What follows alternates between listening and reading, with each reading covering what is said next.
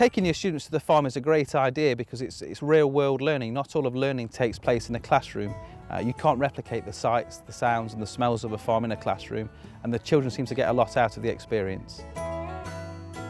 Today we went to Redgate's farm, which is just a mile away from the school. In fact, it's exactly a mile away from the school. We always make a big point of walking to the farm just to show them how far a mile is, and we can talk about issues like food miles as we're walking down there and how far their food travels. Then when we arrive at the farm, we meet the farmer, introduce ourselves to the farmer, and he takes us on a tour of the farm. These cattle are actually calves that I bought. We didn't breed these ourselves, and they are about 6, 7 months old.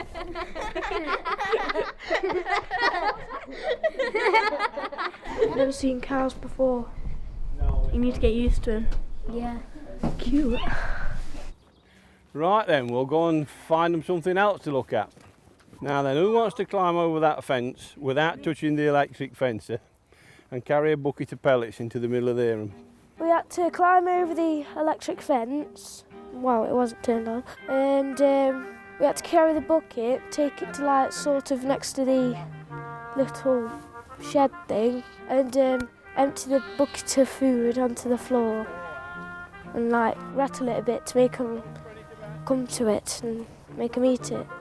We're trying to make that sort of whole farm to fork connection for the students. For me, the key thing that the farm visits give the children is the knowledge of where their food has come from, that their food isn't pre-packaged in a supermarket, that actually it was a living thing on a farm. How big's your farm? About 110 hectares. That's about 260 acres. They all live in big spaces. What does free range mean? Free range means that they have access to the outside. They can walk about, but these are free range. When I ask the students where meat comes from, they always say the supermarket. When I ask the question on the way back from the farm, they give a different answer. I've never been to a farm, but there's a nice farmer. I got to with the ducks some water.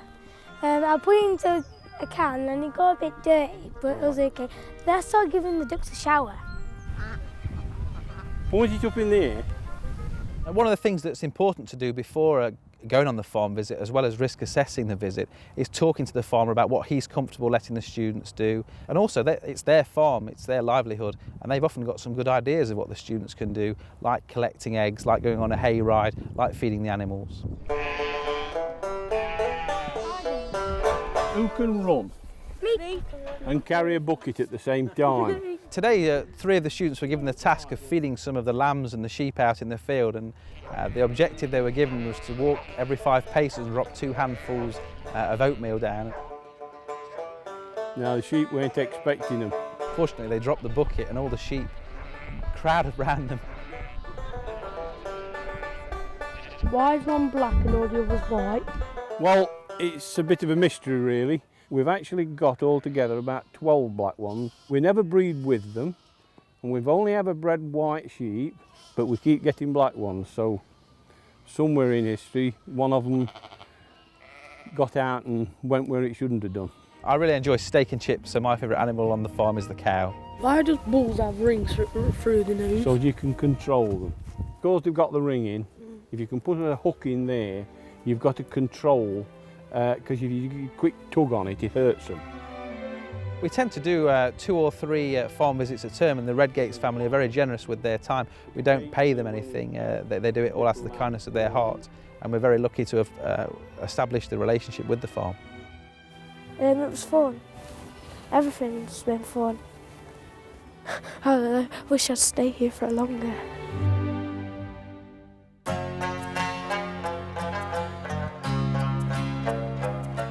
Hello, I'm Jill Nugent, the catering manager at East Comprehensive, and we're going to do a pass it on making chicken and vegetable stir fry. Pass it on really is just one person demonstrating how it's done, passing it on to 2 or 4 people, and then they go and they pass it on.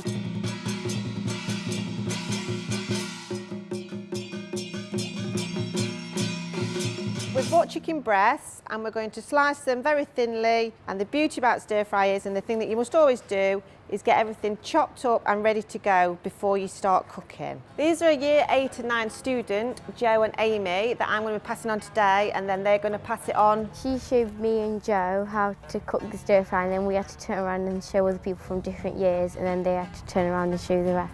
Right, so first of all guys, if you want to get your oil, really good fun 'cause it's like not something that like you know like students that don't really get a chance to do, like teach other people, but it's definitely fun. I'd like do definitely like to do more of it again. tip your meat in and we'll start frying.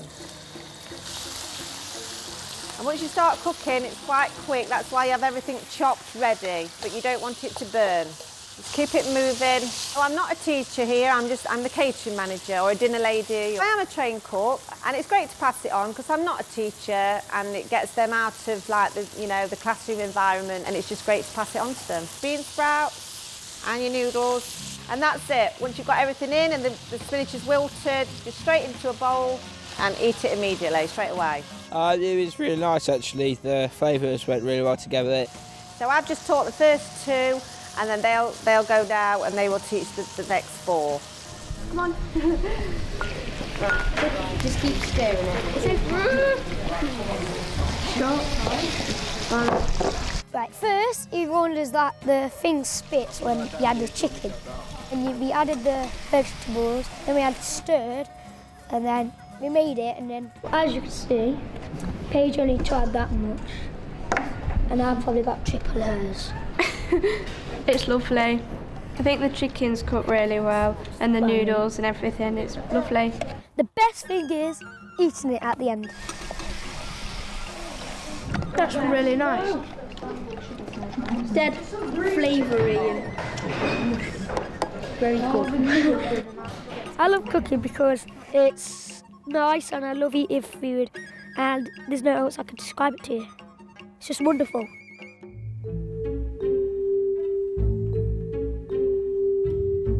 It's a great idea to get students outside of the classroom and to get them growing their own produce on a school allotment. The allotment that we've got here is an organic allotment, so we don't use man-made chemicals. Today, after the students have got their overalls and their Wellington boots on, as always, we went down to the school canteen to fetch the fruit and vegetable peelings. Hello Joe, have you got any compost today? Morning, Amy. Yes, I have. There you go. Thank you, Jill. Thank you. And we put them in the compost bin and create our own compost. If you want to pour them in the compost bin, well done. This compost is about 1 or 2 weeks old. The next bin along is 6 months old. And the third bin, that's a year old. So you can see the process as it goes through. One of the first things that I would recommend constructing when you start a school garden is a compost heap. Raised beds, you've also got more control over the growing area. So I would recommend raised beds, although it's not necessary to have timber beds like this. We've also got a leaf mould area and an area to keep the manure in. And the polytunnel comes in very useful, particularly on rainy days. Today then we're going to plant the potato seed in bed number 5. So if we go outside. This is an inclusive project. It's available to all age ranges, both boys and girls. We've been planting potato seeds. They look like mini potatoes. Right, what we're going to do then is plant the potato seed 30 centimetres apart. Now 30 centimetres is about that big. If you put a potato seed in the ground and then another one and another one. You put the potato in and you cover it with soil so it'll encourage them to grow up. How long will it take to harvest? These are new potatoes, so they'll take about 10 weeks. So this time next half term, we'll be able to pop them down to Jill in the canteen. The veg that we grow in the garden, we use it for hot dinners at school. It's fun to be out in the garden all day. It's fun, you know you're gonna be healthy because you've grown it by yourself, it's organic. We tend to find the girls like doing the planting and growing the seedlings more, and the boys like to be out there with a sledgehammer and a pickaxe and doing the heavy manual work. I'm about to put some topsoil into the raised bed.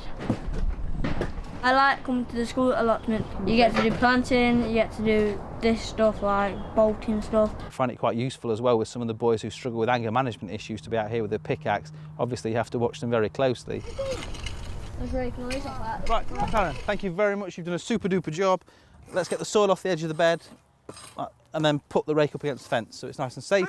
One of the advantages of having a school allotment is on a day like today being able to get outside of the classroom and for the students to be out here and actually create something tangible, something that they've grown themselves that they can then be proud of and pick and take down to the canteen and even eat for their school dinner.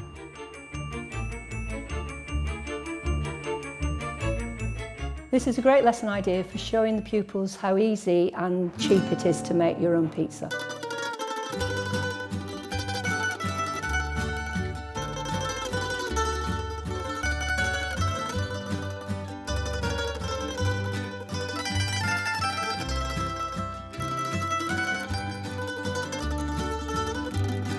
What ingredients would you need for a pizza? What sorts of things do we need to use? Dough, tomato, cheese. Cheese, that's right, we need cheese for a topping.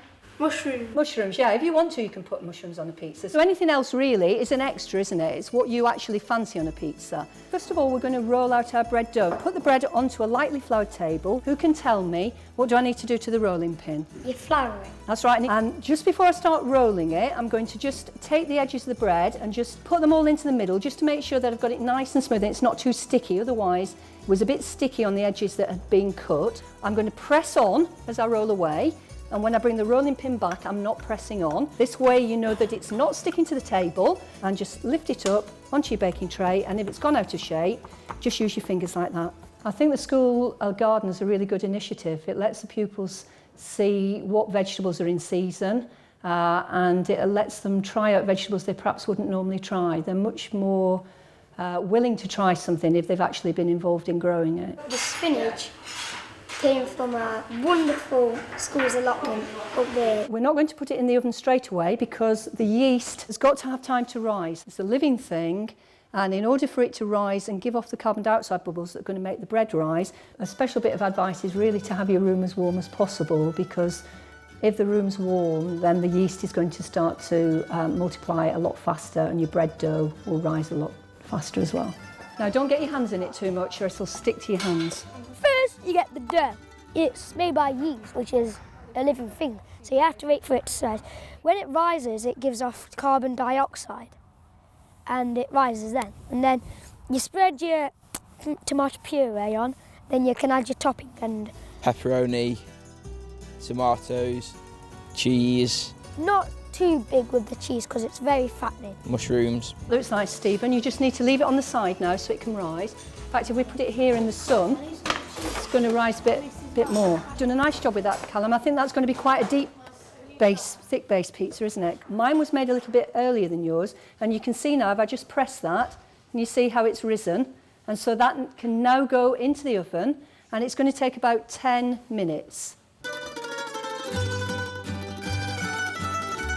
I think the children are very proud about making their own pizza, and they're always very keen to eat it as quickly as they can. It's quite zingy.